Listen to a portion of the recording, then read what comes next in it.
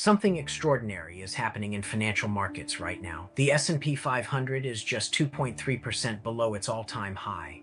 The Dow Jones has recovered most of its March losses. Oil has fallen from $119 back toward $97, and Wall Street is celebrating. But let us step back for a moment and look at what is actually happening in the world right now. The ceasefire between the United States and Iran is less than 4 days old. It is already wobbling. Israel launched what it called Operation Eternal Darkness this week, the largest military operation since the war began.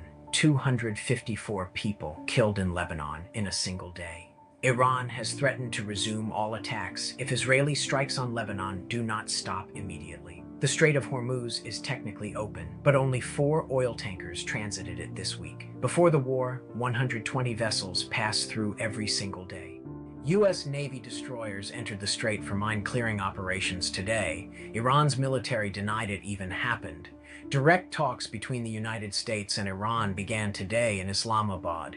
For the first time in decades, American and Iranian officials are sitting at the same table. That is genuinely significant. But the gaps between their positions remain enormous. Iran wants full withdrawal of U.S. forces from the region. America wants zero Iranian nuclear enrichment. Those two positions have not moved 1 centimeter since the war began. And yet, markets are almost at all-time highs. Here is the Swiss perspective on what is happening. Markets are not pricing reality, they are pricing hope. The hope that the ceasefire holds, the hope that Islamabad produces a deal, the hope that oil stays near $97, the hope that inflation comes back down, the hope that the Fed can cut rates again. But hope is not a strategy. And from Rheineck in Basel Landschaft, watching markets from the Swiss perspective, we have seen this pattern before. Markets price the best-case scenario. Reality delivers something more complicated.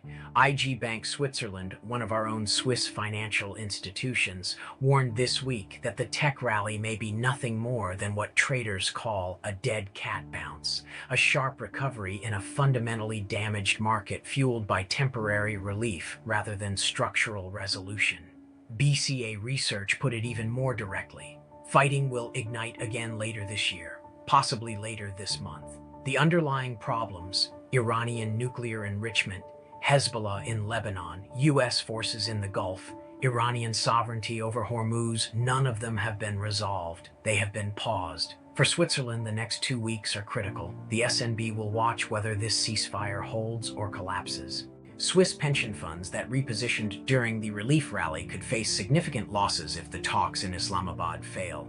Swiss exporters who began planning for lower energy costs need sustained stability, not a 2-week pause followed by a return to $120 oil. For Europe, the picture is the same.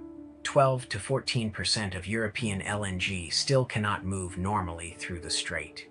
European corporate distress is still at a 4-year high. The ECB is still caught between inflation and recession. Markets are almost at all-time highs. The ceasefire is 4 days old and already under threat.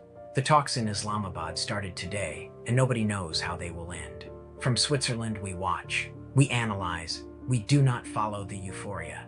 Because in our experience, the gap between market prices and geopolitical reality always closes eventually. The question is never whether it closes. The question is always which direction it closes from.